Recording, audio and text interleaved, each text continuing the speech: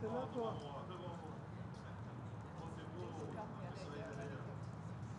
mais il est trop haut déjà. Non, je te le dois, mais pas comme ça. Bah, attends, je vais... Je te l'enverrai. Je travaille, hein. Prêt.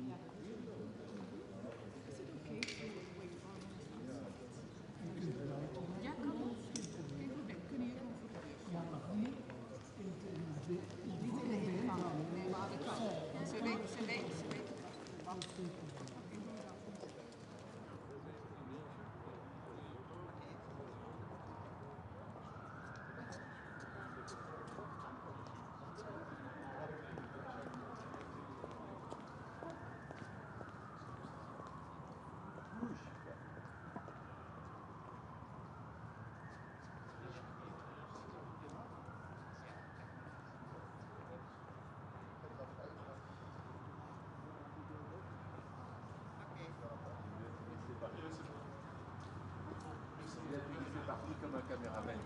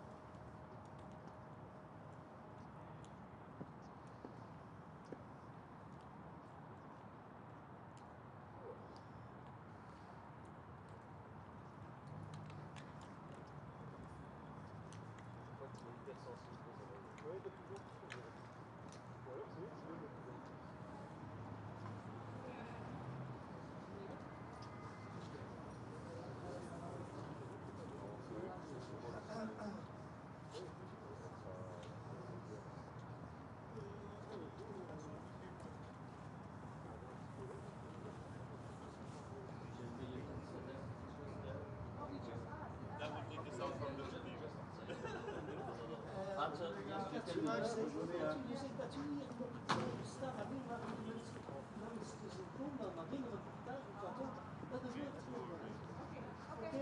Ik had gezegd dat je moet goed kijken, maar het was niet. Ja, beloofd om mij in de...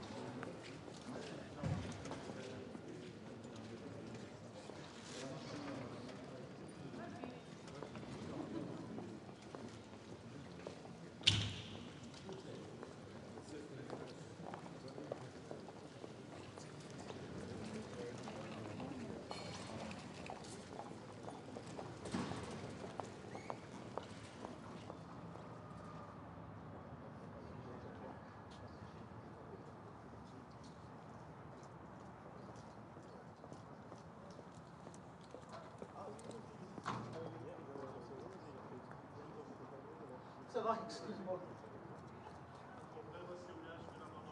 Tu vas voir ici?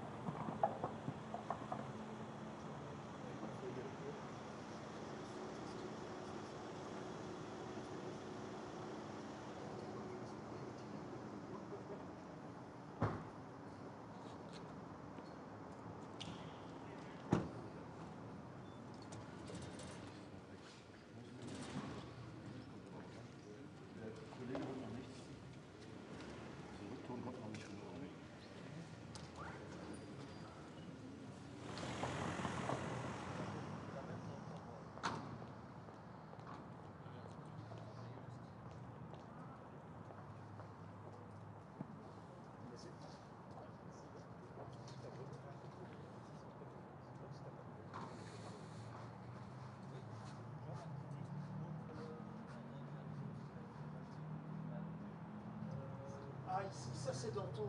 T'as vu, ça c'est grave ça. Non, ça va, c'est celui là. Non, c'est bon.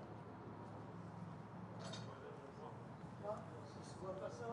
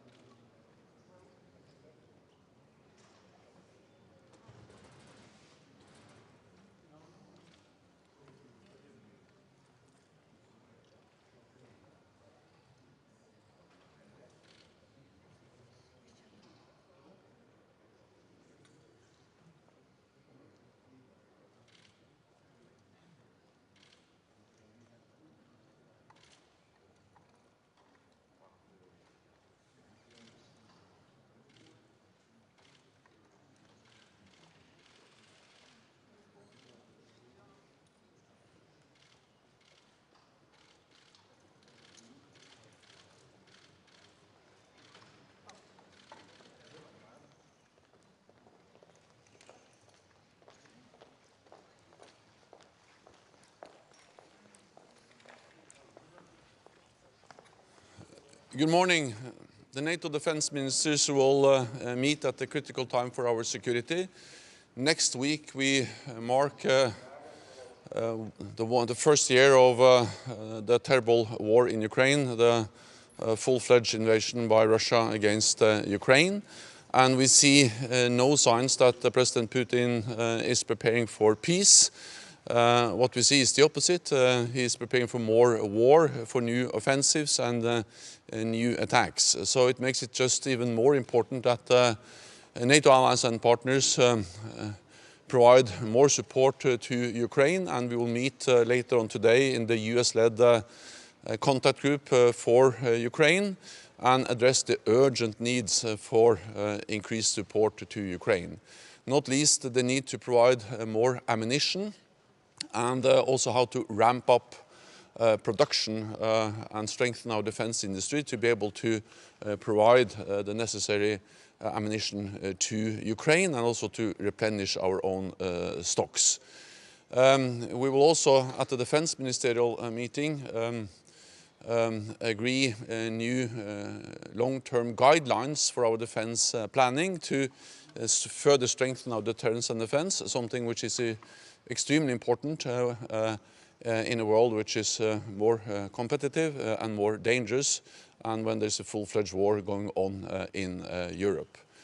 Allies will also start to discuss the new defense investment pledge, how to ensure that we continue to invest more in defense, and also address the protection of critical infrastructure, in particular undersea infrastructure, offshore infrastructure, because we have seen that these undersea cables, pipelines are vulnerable, and it's important that we coordinate more our efforts to protect critical infrastructure.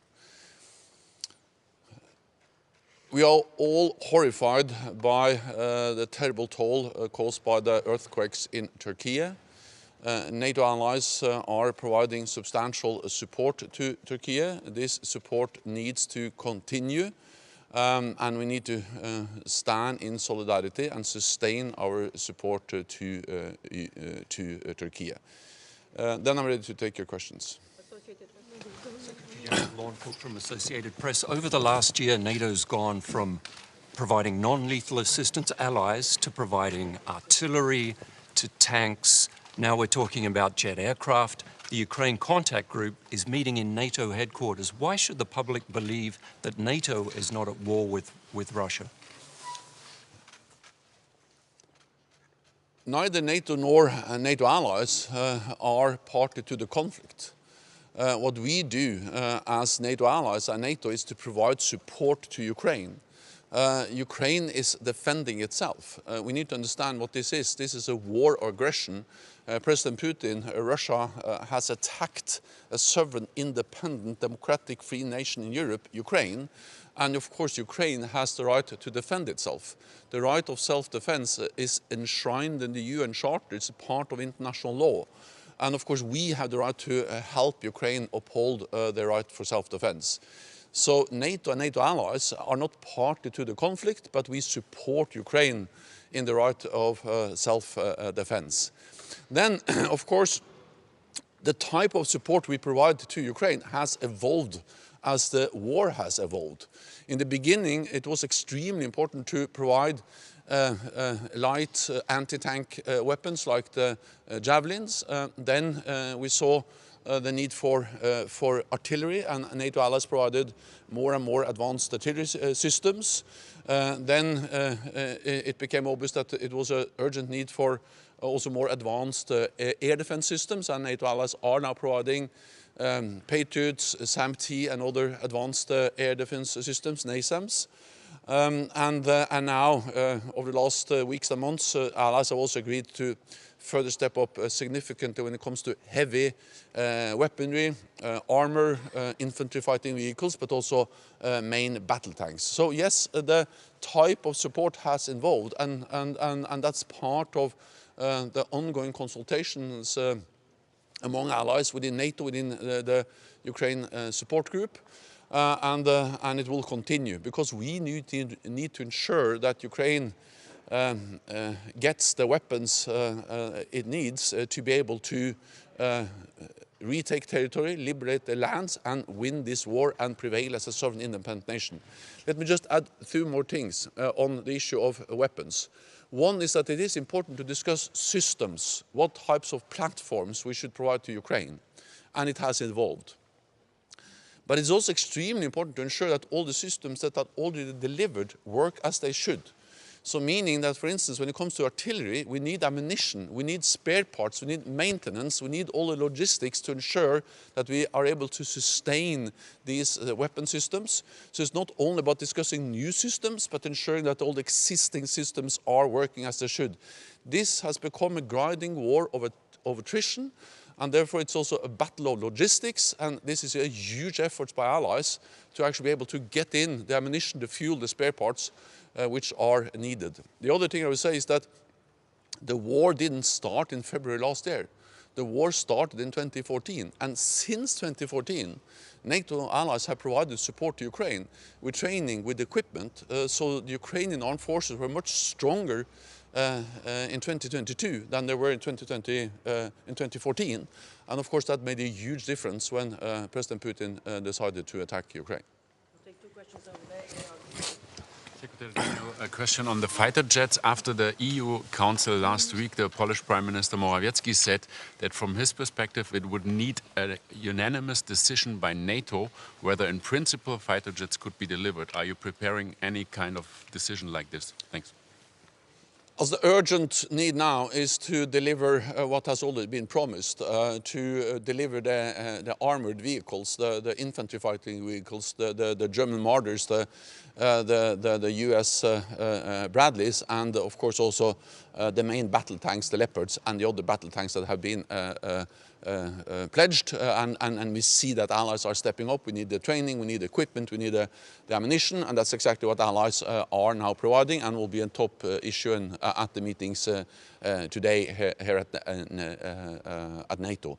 And also to ensure that we have the ammunition and all the other things we need to all the other systems which are already delivered.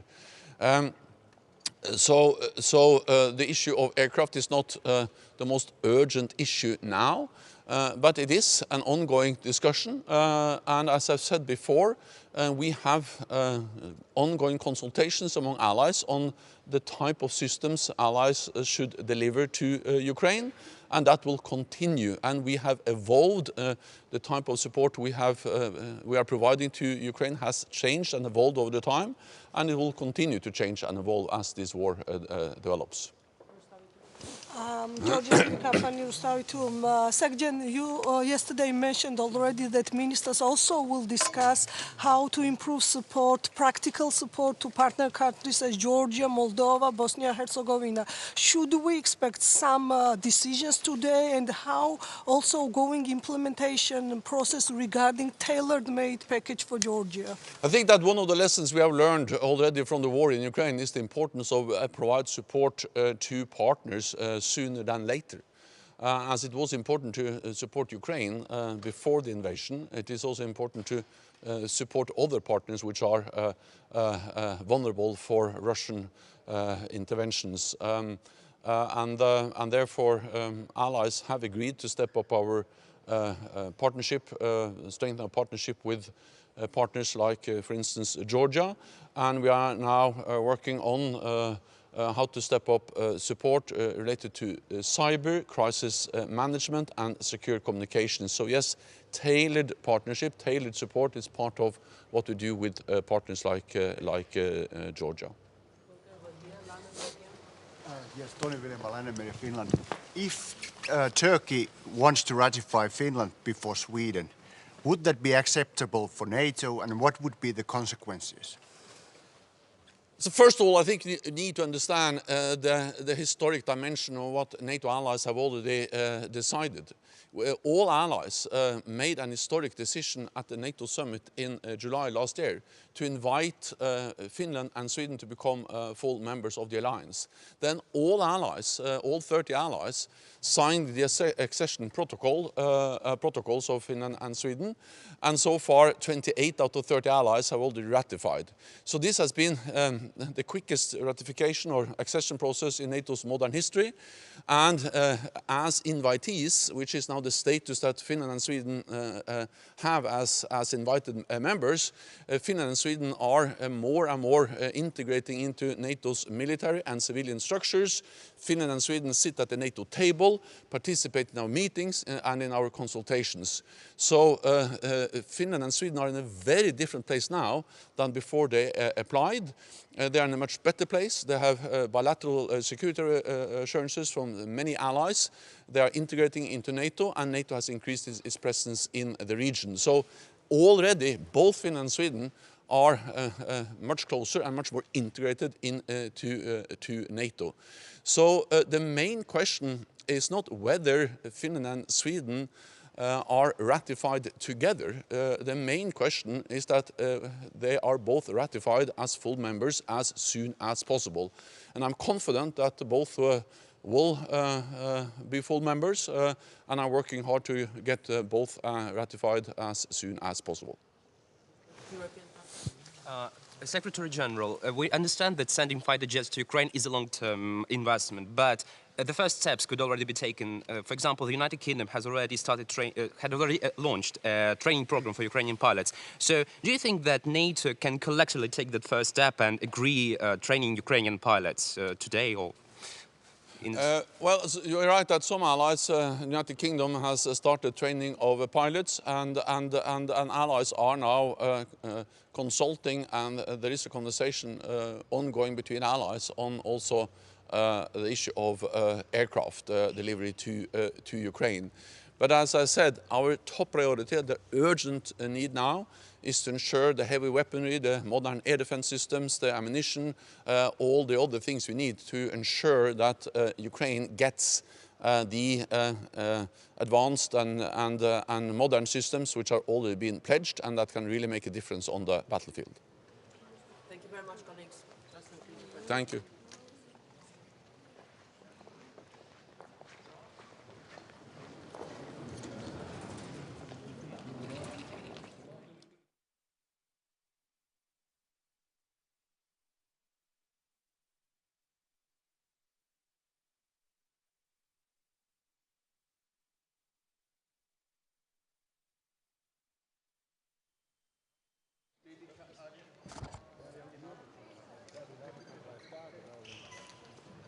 Schönen guten Morgen, meine sehr geehrten Damen und Herren. Das zweite Rammstein-Treffen innerhalb kürzester Zeit, innerhalb von 10 Tagen. Wir gehen in das zweite Jahr der offenen Aggression Russlands gegen die Ukraine. Ein furchtbarer Krieg mit vielen, vielen Opfern und viel Leid. Ich habe mir selbst ein kurzes Bild machen können, als ich letzte Woche in Kiew war. Ich habe Gespräche geführt, wie Sie wissen, mit Präsident Zelensky, mit meinem Kollegen Oleksii Reznikov und habe mit Soldaten gesprochen, die inzwischen in Deutschland sind und ausgebildet werden am Leopard 2A6 in Munster. Und meine Begegnungen dort, die Gespräche, die ich geführt habe, die haben mich in der Tat sehr berührt und bestärkt darin, dass Deutschland an der Seite der Partner weiter alles tun wird, um die Ukraine in diesem Kampf zu unterstützen, kontinuierlich, lageangepasst und zuverlässig, so wie in den vergangenen 12 Monaten auch. Und ich will es noch mal betonen, Deutschland steht in der Europäischen Union an der Spitze der Unterstützer, und zwar mit deutlichem Abstand. Darauf sind wir stolz, weil wir glauben, das ist richtig und notwendig. Und nach den USA sind wir mit Großbritannien gleich auf. Wir reden gerade wieder viel über Lieferung der verschiedenen Systeme. Ich will noch mal unterstreichen einen Aspekt, der in der öffentlichen Debatte, oder 2 Aspekte, die in der öffentlichen Debatte nach meiner Einschätzung schon seit geraumer Zeit zu kurz kommen. Und das ist zum einen die jetzt aktuell aufkommende Diskussion um die Frage der Nachlieferung von Munition, ein Thema, das General Milley bereits im Herbst letzten Jahres als die Herausforderung schlechthin für die nächsten 6 Monate beschrieben hat. Das hat zunächst nicht Widerhall gefunden. Alle haben nur in Anführungsstrichen über Panzer gesprochen. Jetzt kriegt dieses Thema Fahrt und das ist richtig und notwendig und hoffentlich nicht zu spät, denn es geht um Luftverteidigung und die Ersatzlieferung von Munition und Lenkflugkörpern für die Systeme zur Luftverteidigung der ukrainischen Armee. Denn das ist jetzt die große Herausforderung in den nächsten Monaten, um eben den Luftraum nicht an die russische Luftwaffe zu verlieren und die Bombardierungen und Angriffe auf kritische Infrastruktur womöglich noch erschwert hinnehmen zu müssen. Darüber sind wir in den Gesprächen mit der Rüstungsindustrie. Das gilt für alle Munitionsarten, das gilt aber vor allen Dingen, wie gesagt, für die Flugabwehr. Und ich kann Ihnen heute Morgen gewissermaßen ganz druckfrisch mitteilen, dass die Verträge unterschrieben sind mit den Herstellern der Munition für den Gepard in Deutschland. Das heißt, wir werden jetzt unverzüglich wieder eigene Produktion aufnehmen bei Rheinmetall für Gepard-Munition. Die wird unverzüglich anlaufen. Ich bin sehr froh darüber, dass das gelungen ist, weil das die Unabhängigkeit und die schnellere Belieferung noch einmal besser sicherstellt. Das ist gerade für die Flugabwehr durch den Gepard in der Ukraine von zentraler Bedeutung, weil so alt wie er ist, er leistet herausragende Dienste, gerade bei der Drohnenabwehr und wird von den ukrainischen Soldatinnen und Soldaten, mit denen ich dort auch am Gepard habe sprechen können, überaus geschätzt. Und deswegen ist diese Nachricht eine gute für alle Beteiligten. Der zweite Punkt, der in der Debatte kaum stattfindet, der aber von zentraler Bedeutung ist, ist die Ausbildung. Allein Deutschland hat bis heute schon 1200 Soldatinnen und Soldaten der Ukraine speziell ausgebildet an Waffensystemen, ob das Mars ist, ob das Patriot ist, ob das Marder und jetzt Leopard sind, an der Panzerhaubitze, das ist oder Iris-T, das ist von zentraler Bedeutung. Ausbildung, Waffen ohne Ausbildung helfen niemandem. Und genauso gehört dazu die Ausbildung von Feldwebel. Feldwebel sind das Rückgrat jeder Armee, sind im Grunde genommen die Seele der Führungsfähigkeiten einer Armee. Und deswegen ist gerade die Ausbildung von Feldwebeln zu Feldwebeln von zentraler Bedeutung. Und auch da sind wir ganz weit vorne. Also Ausbildung und Lieferung müssen Hand in Hand gehen. Nur dann erzielt beides auch Wirkung.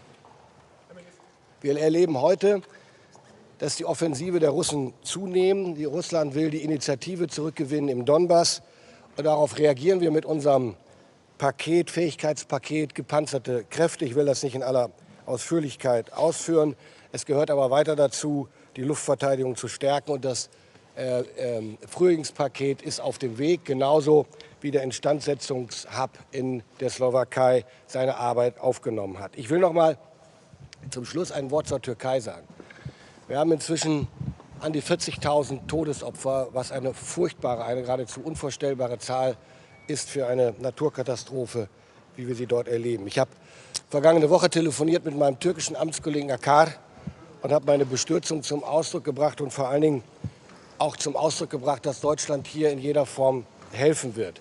Ich will es kurz beschreiben. Wir haben inzwischen 14 Flüge mit der A400M durchgeführt, fast 130 Tonnen Hilfsgüter transportiert und heute und morgen werden weitere 6 Flüge mit dieser Maschine folgen, sodass insgesamt über 180 Tonnen Hilfsgüter von Wunsdorf aus in die Türkei geflogen worden sind.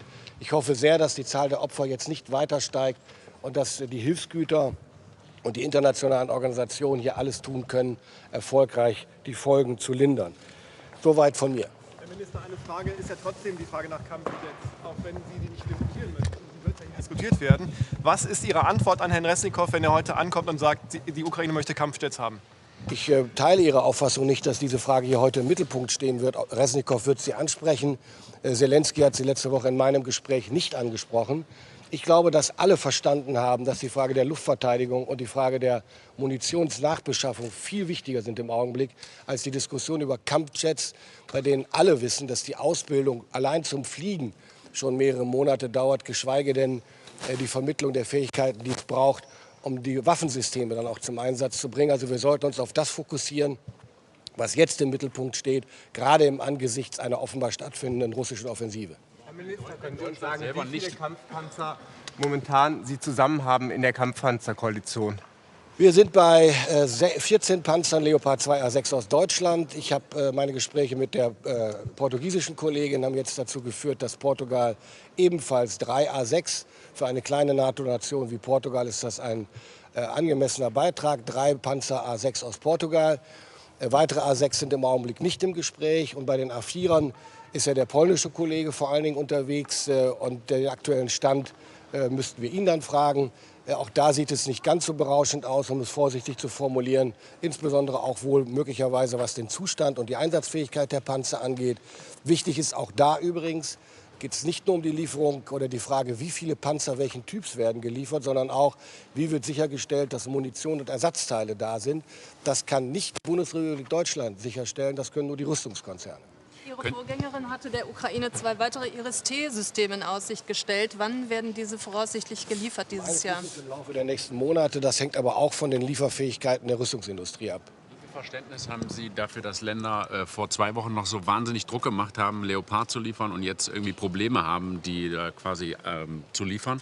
Die eine Frage. Und die andere ist, Sie haben gesagt, Deutschland wird jetzt ist bei den Kampfflugzeugen nicht dabei. Würden Sie aber den anderen Ländern wie Slowakei oder Polen direkt abraten, die zu liefern?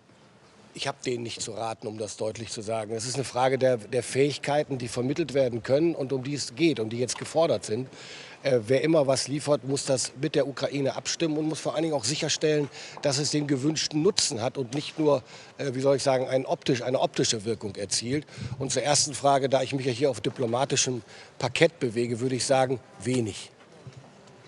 Wenig Verständnis. Wenig Verständnis. Eine Frage noch zur Munition, wenn ich darf, weil Sie sagten, dass Melli ja bereits vor Monaten gewarnt hat, die Munition würde ausgehen. Warum erst reagieren die NATO-Staaten immer erst nach Monaten auf solche Warnungen?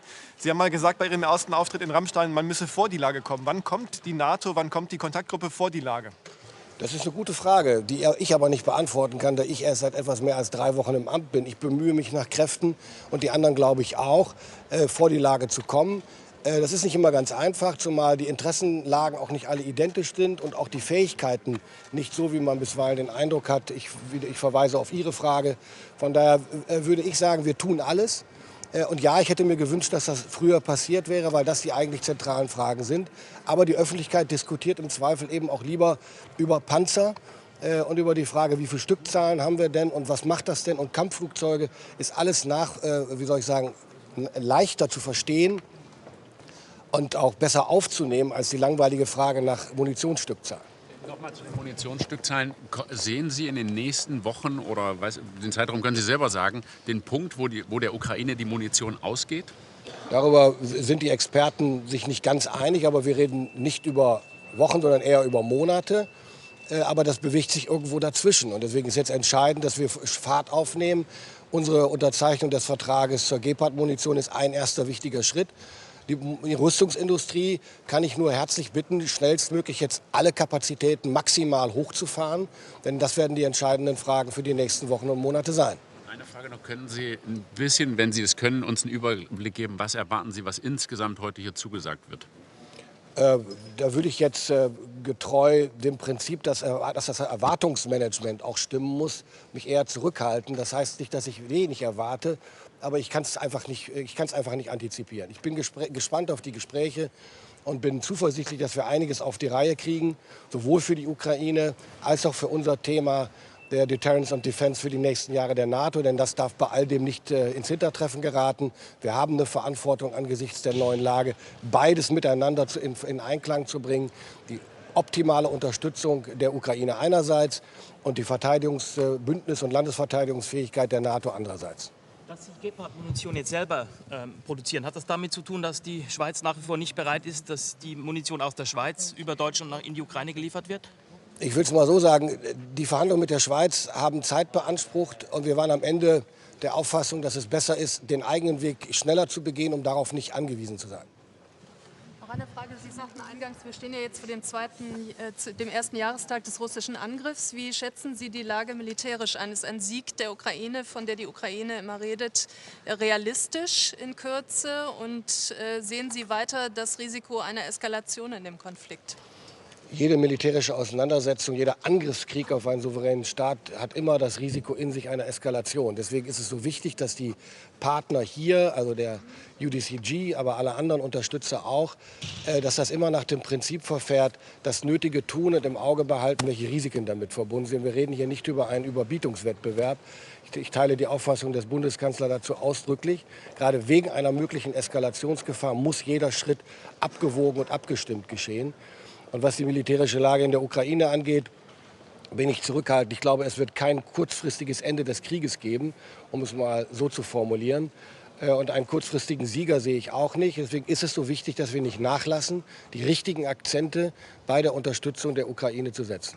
Würden Sie bei den Kampfflugzeugen, bei den Kampfpanzern wurde ja unterschieden zwischen denen, sage ich mal, sowjetischer Bauart, die relativ schwer geliefert wurden, und dann um die westlichen gab es eine längere Diskussion. Würden Sie diese Unterscheidung bei den Kampfflugzeugen auch machen? Also ist eine MiG was anderes als ein Rafale? Also erstens ist das was anderes. Ich bin mir aber nicht sicher, wie relevant diese Diskussion ist, auch angesichts der gleichen Frage, die wir bei den anderen Waffensystemen haben, nämlich was ist mit Nachlieferfähigkeit von Munition und Ersatzteilen. Und natürlich kann man im Zweifel auf einer MiG schneller schulen, aber wie viele MiGs es tatsächlich noch gibt und von woher sie kommen und welche Kampffähigkeit sie tatsächlich im Luftkampf hätten, darüber müssen die Experten sich Gedanken machen. Herr Minister, noch ganz kurz zum Thema Schutz von Unterwasserinfrastruktur. Ja. Können Sie noch mal sagen, ganz genau, was aus deutscher Sicht die NATO dort leisten kann und leisten sollte? Wo sind die Defizite? Also die NATO ist hier nicht Hauptplayer, aber ich bin Jens Stoltenberg sehr dankbar für seine Initiative und seinen Vorstoß und auch die Übernahme der Federführung.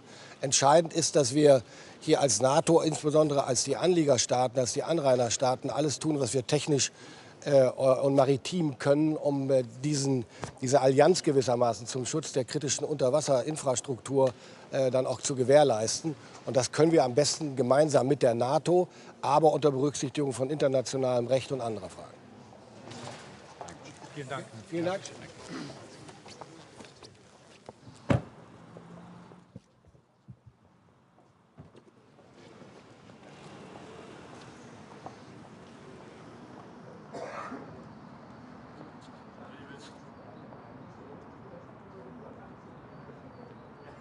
Ready to send Leopard 2 tanks to Ukraine? Yeah, thank you for the question. First of all, it's a pleasure to be here.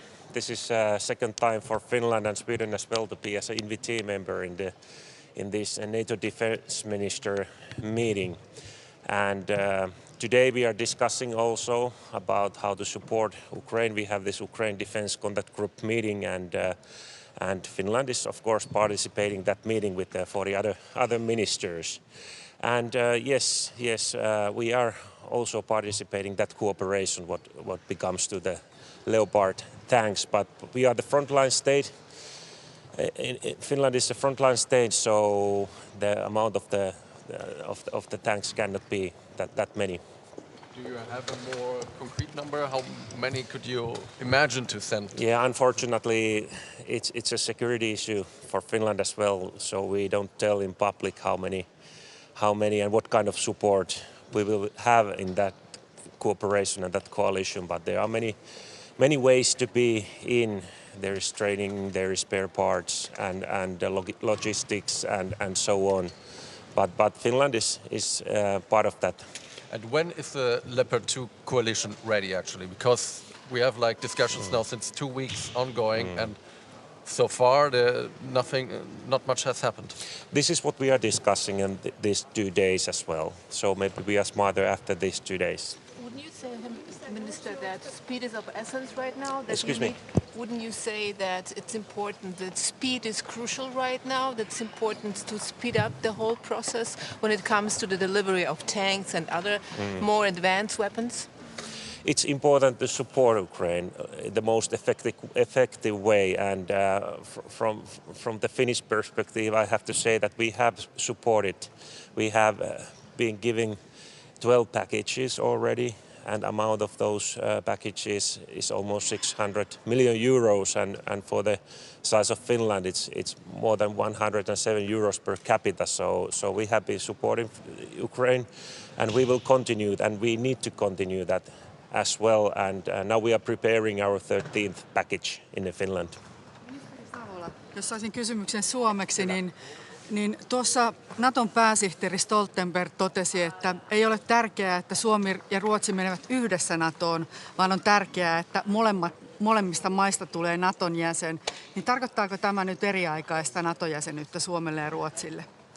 On tärkeää, että Suomi ja Ruotsi molemmat NATOon liittyvät ja tietysti meidän ensisijainen tavoite on se, että me yhdessä yhtä aikaa sinne pääsisimme, mutta tämä ei ole pelkästään tietysti Suomen kysymys, tässä on monia liikkuvia tekijöitä, tämä on myöskin Naton kysymys ja pääasia on, että me molemmat ollaan siellä sitten Vilnan kokoukseen mennessä. Voiko tästä nyt tulkita kuitenkin se, että Natolle sopii se, että Suomi ja Ruotsi tulevat jäseniksi eri aikaan, eikä tätä niputeta tätä jäsenyyttä?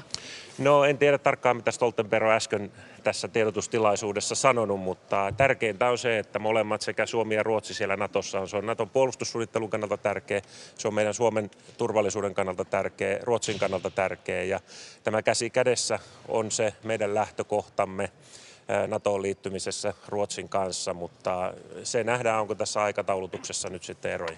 Onko nyt tullut jotain aikataulukysymyksiä esimerkiksi tämän Turkin maanjäristyksen suhteen, että kun on toivottu, että tässä kevään aikana jo mahdollisesti Turkki ratifioisi tämän jäsenyyden, niin onko teillä nyt tuoretta tietoa tästä? Tästä ei ole nyt uutta kommentoitavaa. Minister, you're still waiting on your membership application and moving forward. Are you getting frustrated at this stage?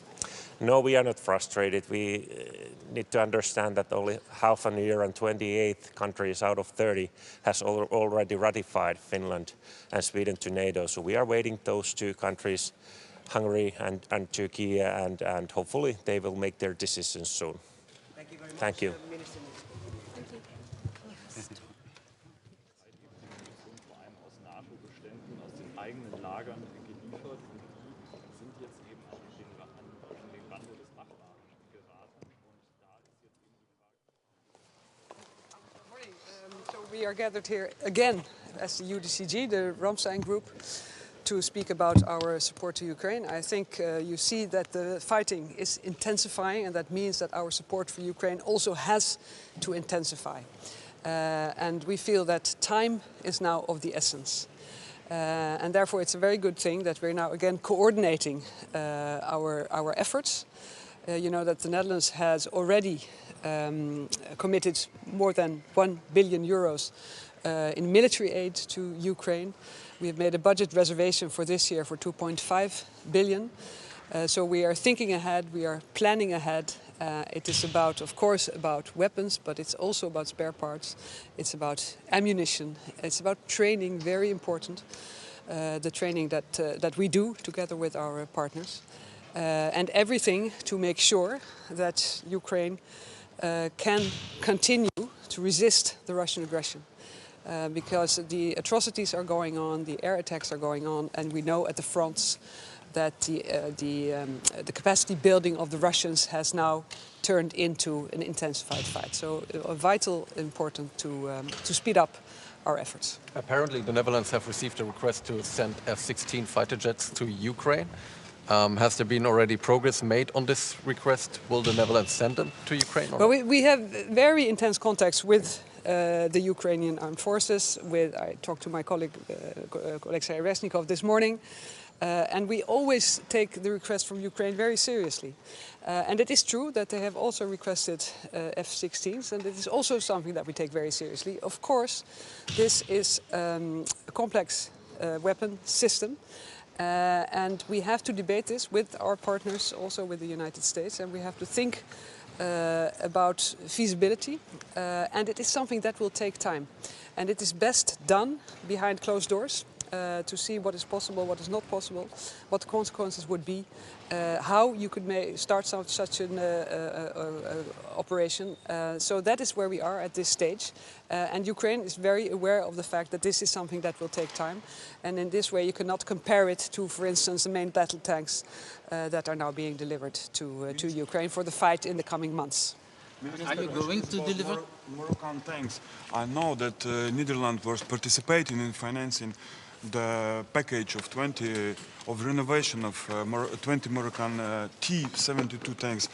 Do you think there is a chance to transfer another packages of Moroccan tanks to Ukraine? Well, I don't want to talk about the origins of these tanks, but we have, together with the Czech Republic and the United States, provided T-72s who are being refurbished in the Czech Republic. The second thing is that we now, with Denmark and Germany, are paying for the Leopard 1s. So they are also acquired from industry, being refurbished and being made available for Ukraine as soon as possible, where we know that at least 100 of these Leo 1s can be delivered to Ukraine, and maybe more. We're still working on that. And then, of course, aside from that, there is the tank coalition for the main battle tanks, the more modern ones like the Challenger, the Leo 2 and the Abrams. And there we have very intense cooperation, also because it's not only about the main battle tanks, it's also about the training, the ammunition and everything you have to arrange around that. And are you ready to buy the Euro tanks that you're leased today and send them to Ukraine, which was suggested by Rutte at some point? No, I think to be perfectly clear on that, so the Netherlands is in this tank coalition, but we don't have tanks, we don't own tanks, but we have a very integrated cooperation with Germany, and in that cooperation we use German tanks. And we are very happy that Germany has decided to provide German tanks, Leo 2s, to Ukraine. And we support every decision that Germany takes on this issue, but it's up to Germany to decide which tanks they will use to send to Ukraine. Minister, Ukraine says that fighter jets, if they will be sent, they could change the course of the war, and they are really important for them. Do you share this assessment? Well, I think we share the assessment that this war could take a long time. And in that time, the Ukraine armed forces have to transition, because they were using a lot of Russian capabilities, like the tanks, but also the MiGs. And they have to transition to European, American and other capabilities. And in that transition, I completely understand that they also want to transition in their air defense and also with the fighter jets. I think that has to be part of the consideration that we're going through now.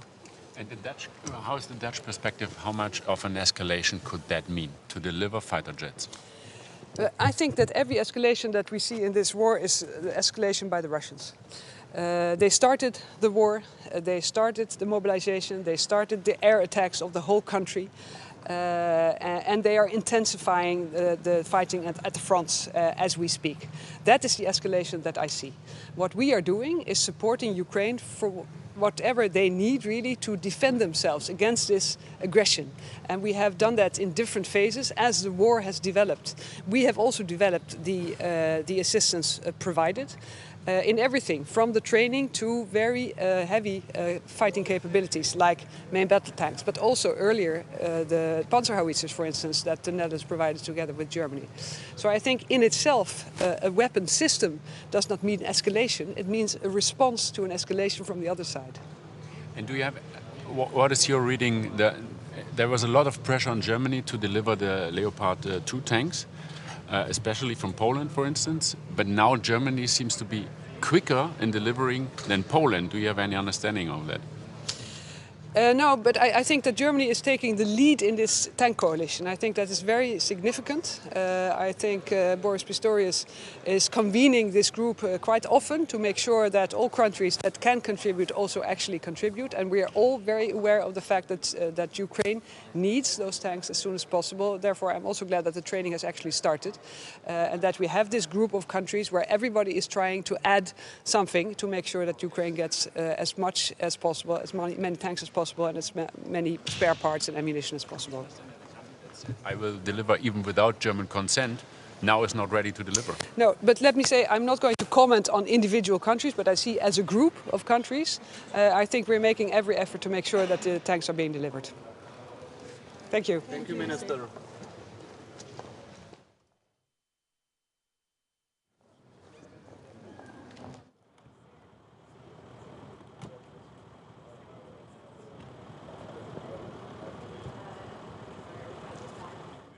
Days ahead of us.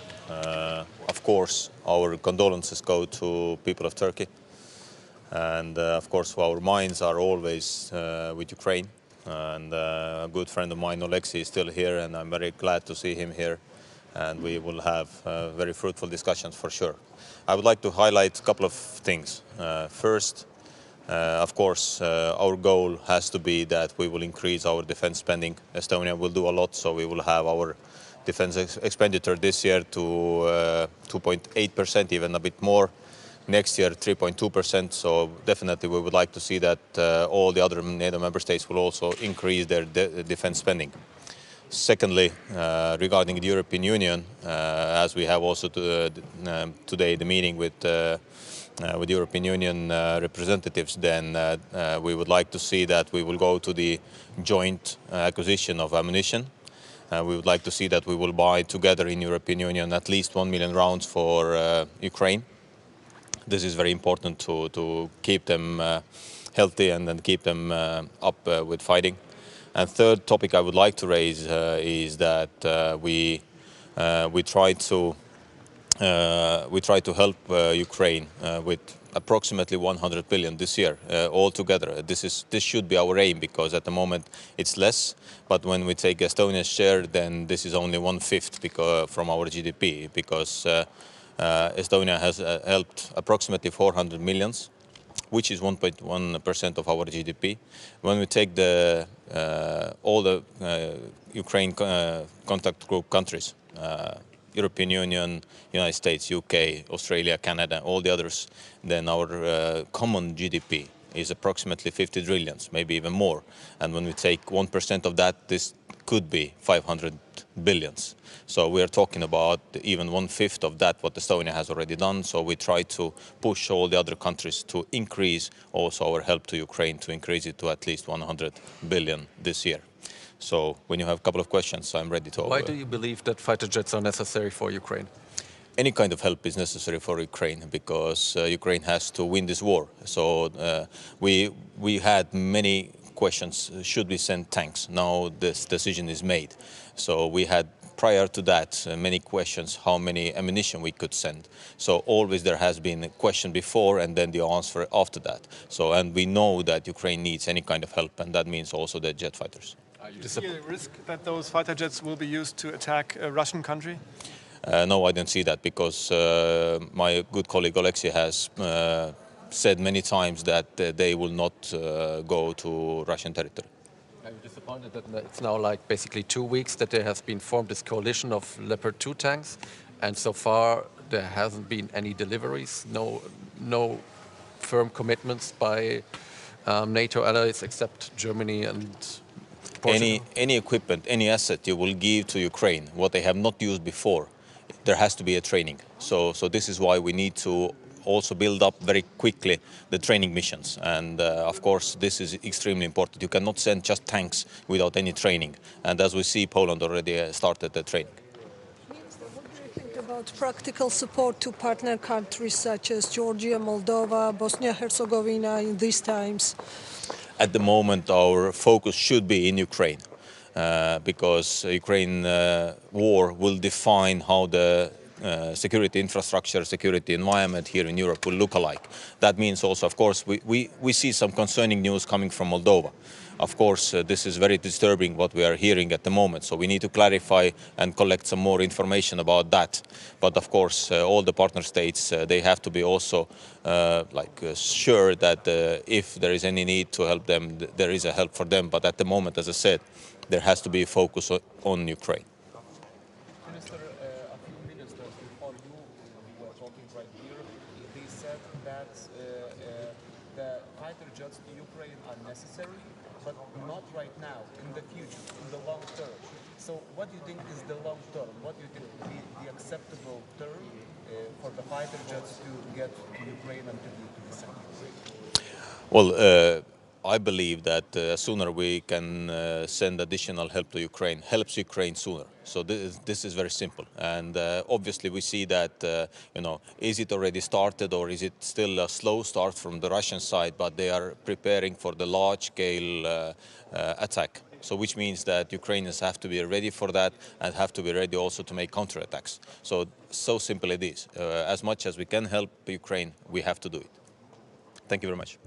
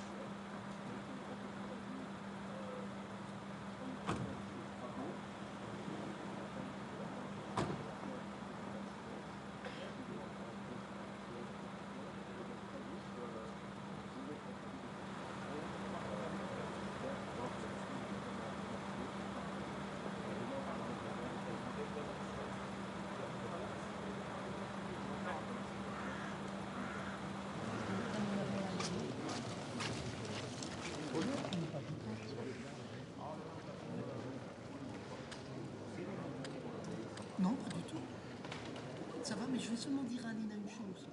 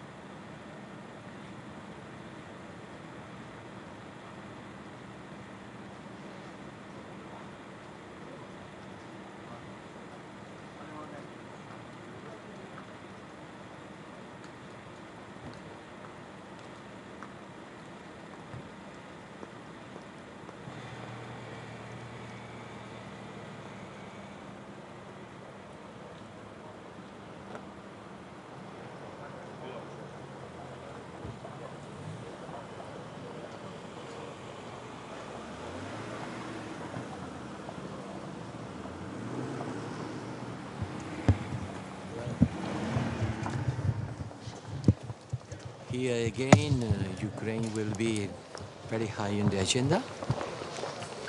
We'll coordinate the way we continue supporting Ukraine because the war continues raging. Everybody will present their proposals, and I am sure that among all of us, we will continue providing a strong military support to Ukraine in order to face the aggression. This aggression is brutal. Today, the Russian attacks continues against any kind of civilian infrastructure with a lot of casualties. So unhappily, there is not sign that Russia wants to stop the war. So we have to continue supporting Ukraine, and we will do it all together. What is the position on fighter jets for Ukraine? Let's see. Ministers will discuss also stepping up the support for partner countries like Georgia and Moldova. What threats do you see and consequences of the war for partner countries? And also would like to ask you about Moldova. President yesterday made a statement that Russia aims to overturn legitimate government in Moldova. We know how much Moldova is under the Russian pressure. We know, that Moldova will be hosting the political conference about the European political community. This will be a good occasion for everybody to show support to Moldova to face the Russian pressure, which is every day stronger. And just about Georgia and the situation in the Caucasus, the NATO will also discuss about it today. Representative Estonia's defence minister just called for joint procurement of ammunition at European Union level. What's your comment on that? Well, with the European Peace Facility, we are providing funding for the member states to buy. In the past, the European Peace Facility already did procurements to provide non-lethal arms for countries with whom we have a partnership. I think that the European Peace Facility could perfectly mobilize its resources in a more common way. Now we work country by country. I don't see any inconvenience with the European Peace Facility, which is an intergovernmental fund. It's not European Union budget. You cannot buy lethal arms with the European Union budget. That's clear. But the European Peace Facility is an intergovernmental fund, and this can be used on the way we consider more appropriate. I will present proposals to the Foreign Affairs Ministers on Monday. What kind of proposals? We'll have to wait till Monday. Thank you. Thank you.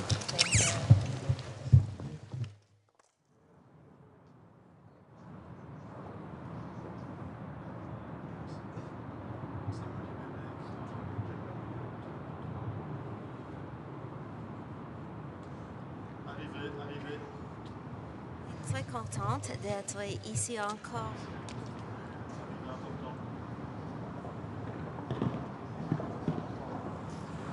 Pour l'Ukraine, le Canada a déjà livré plus de $1 milliard en aide militaire pour l'Ukraine et plus de $5 milliards pour aide économique, humanitaire et militaire pour l'Ukraine. C'est un temps très important et nous sommes ici pour l'Ukraine dans le court et le long terme.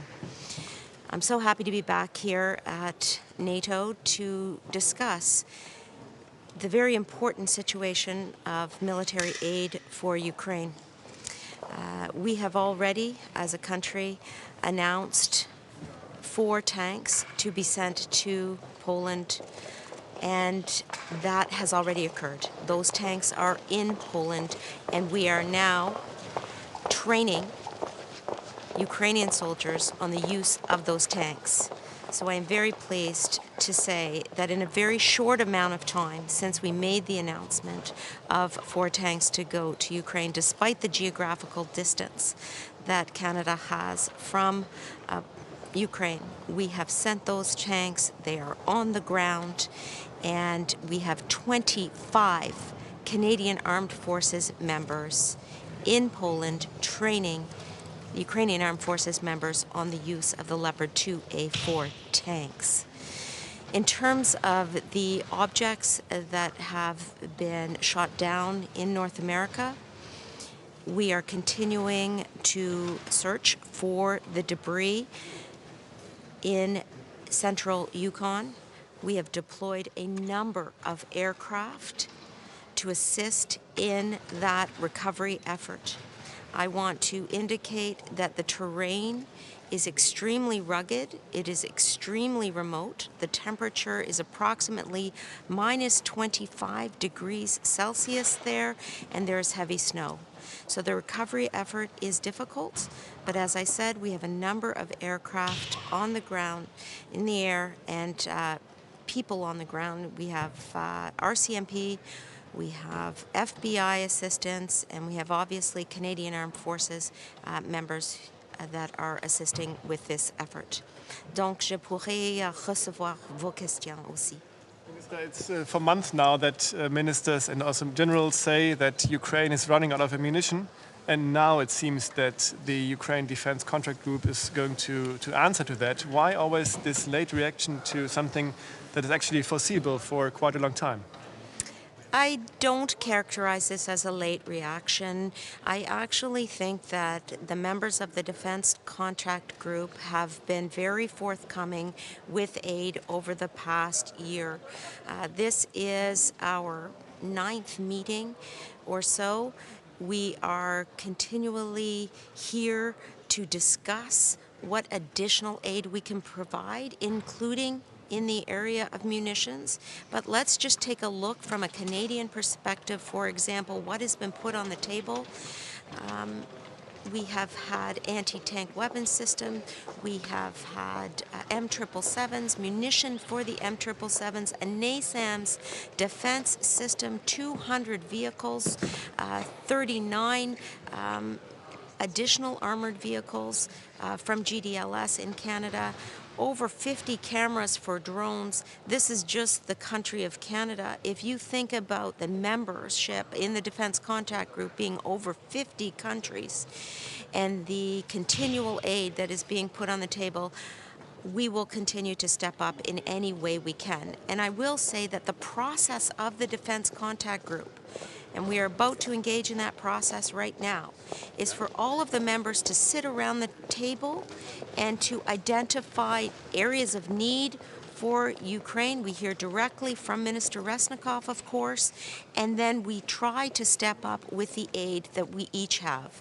And that's why we're putting 4 tanks on the table, the Leopard 2A4 tanks, but we will continue to be there for Ukraine in the short and the long term. You just mentioned the 4 Leopard 2 tanks from Canada. How disappointed are you that apparently European allies are not delivering their Leopard 2 tanks so far?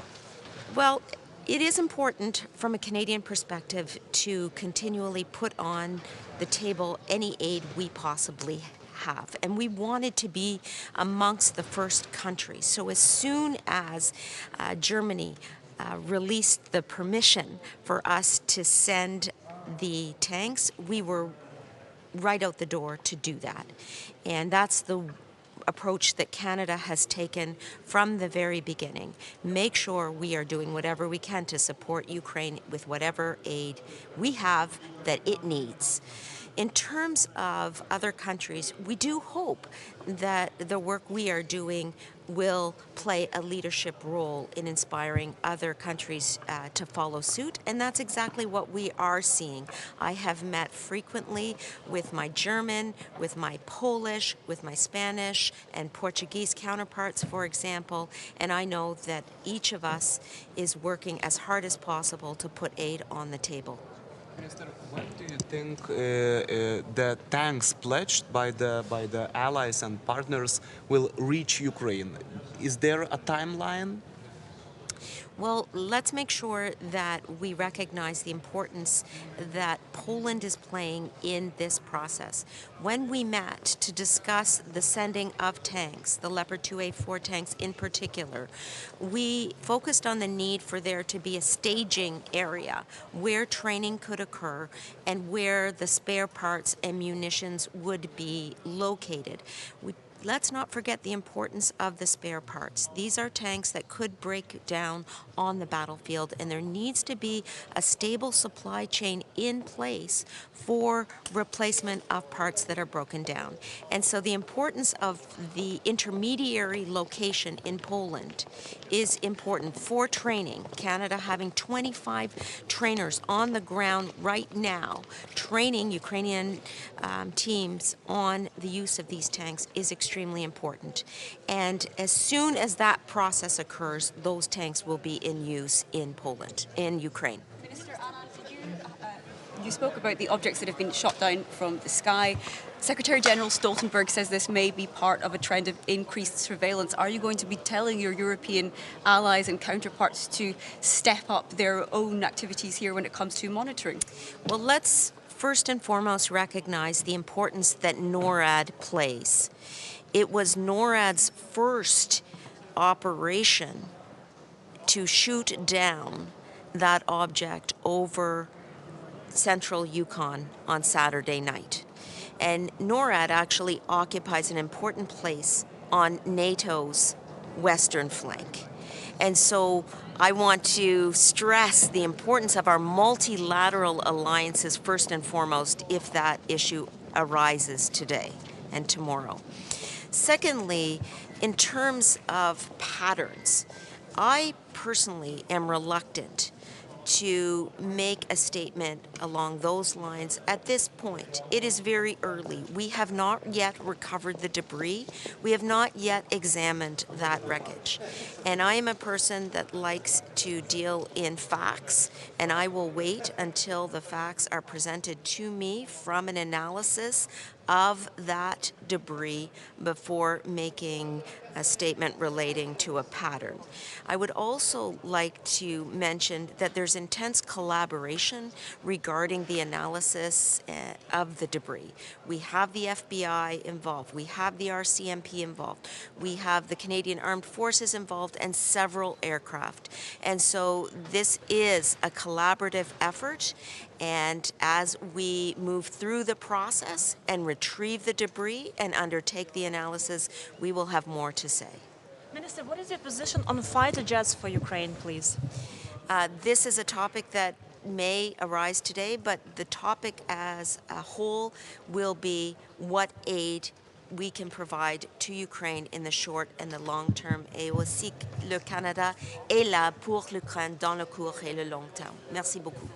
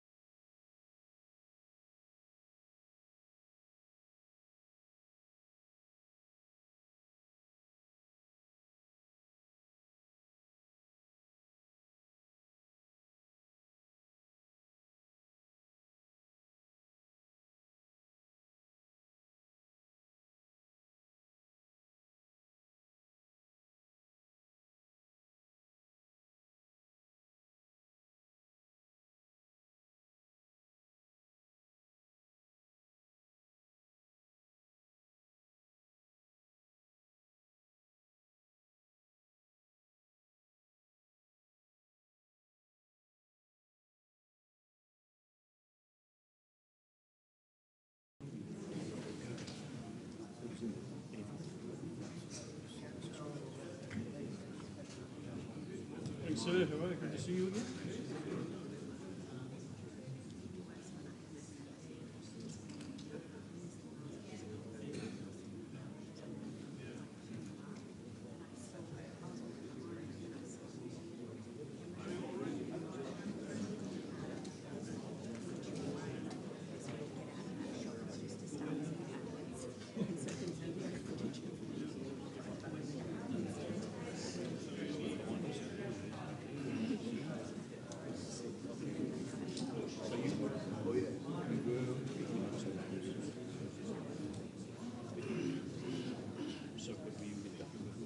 No.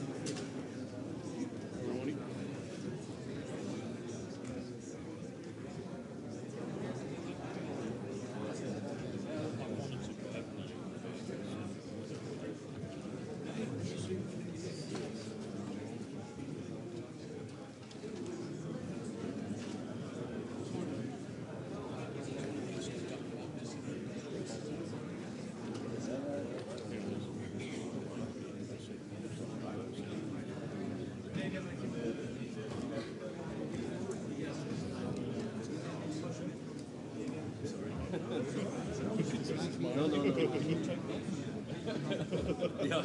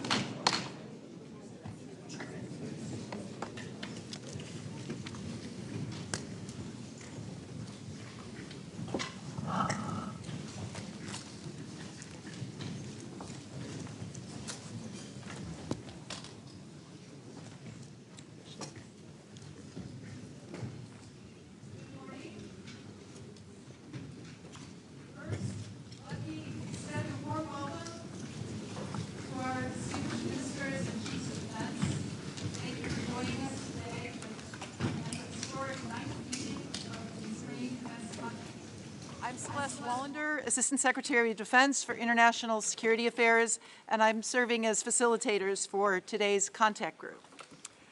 I would like to thank Ukraine's Minister of Defense, Oleksii Reznikov, for joining us again today. We value your presence and are looking forward to hearing your thoughts here shortly. So now please let me introduce Secretary of Defense Lloyd Austin to deliver opening remarks. Mr. Secretary. Thank you, Celeste. Good morning, everyone. It's great to see you all at our 9th meeting of the Ukraine Defense Contact Group. And before we get started, I want to express my deepest condolences for the tragic loss of life caused by the earthquakes that struck Turkey and Syria last week. And the United States will continue to work urgently with our Turkish allies and others to rush assistance to those in need and in anguish after this terrible tragedy. Now, I'm proud to be here with representatives from across the globe, and we're here to reaffirm our resounding support for a free and sovereign Ukraine. Nearly 1 year ago, Putin began his unprovoked and indefensible invasion of Ukraine.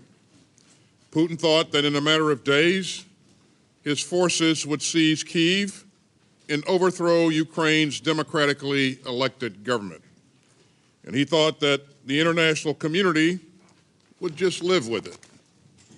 As President Biden said last week in his State of the Union address, Putin's invasion has been a test for the ages and a test for the world. Ladies and gentlemen, we've responded by standing up for our shared values of sovereignty and freedom. And we've risen to this challenge with unity and resolve. We've moved out with urgency, the urgency that the moment demands. And time again, it has mattered that we delivered on what we promised to Ukraine.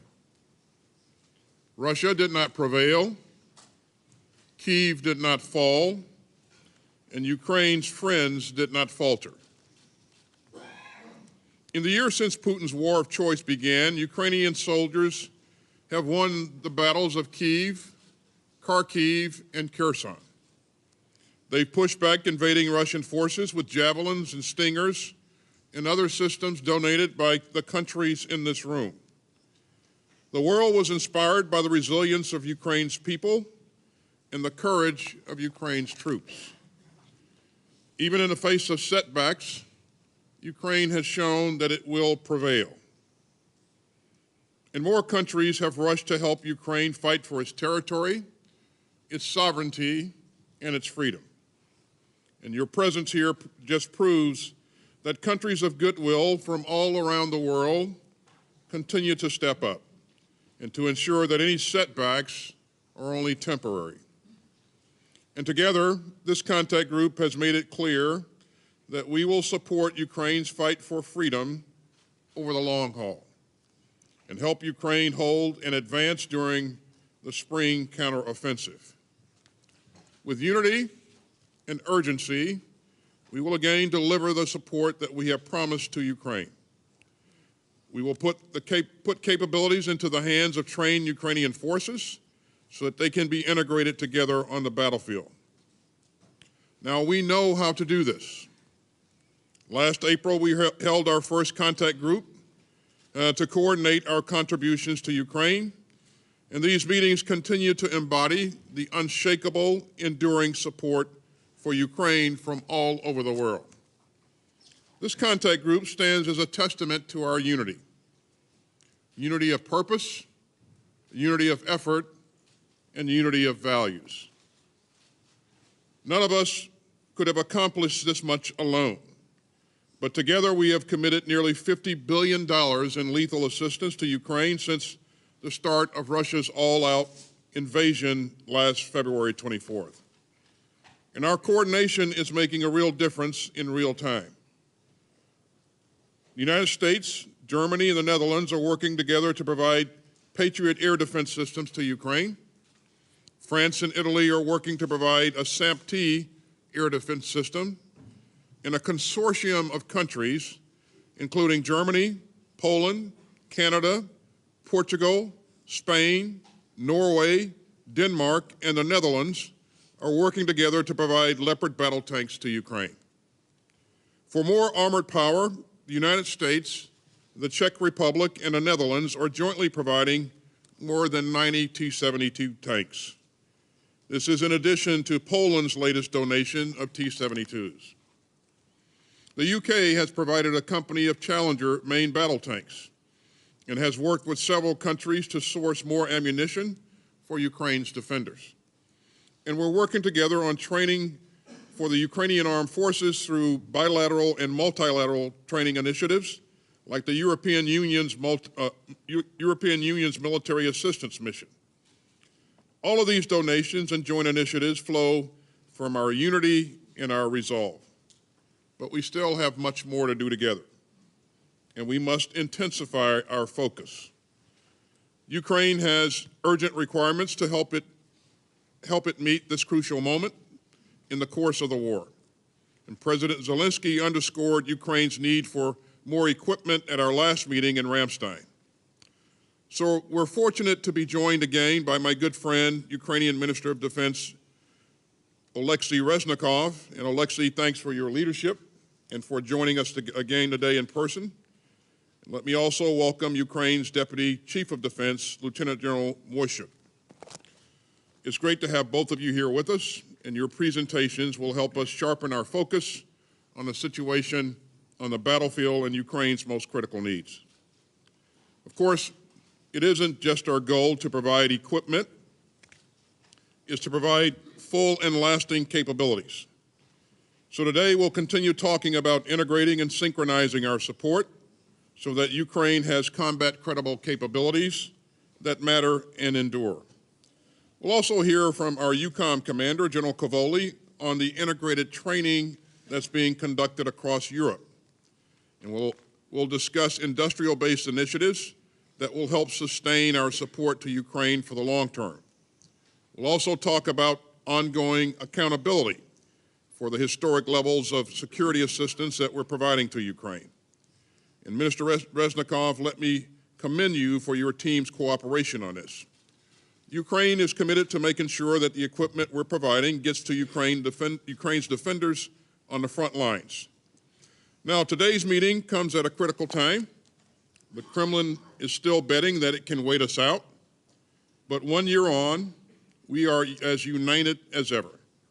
And that shared resolve will help sustain Ukraine's momentum in the crucial weeks ahead and help Ukraine travel the challenging road that lies beyond.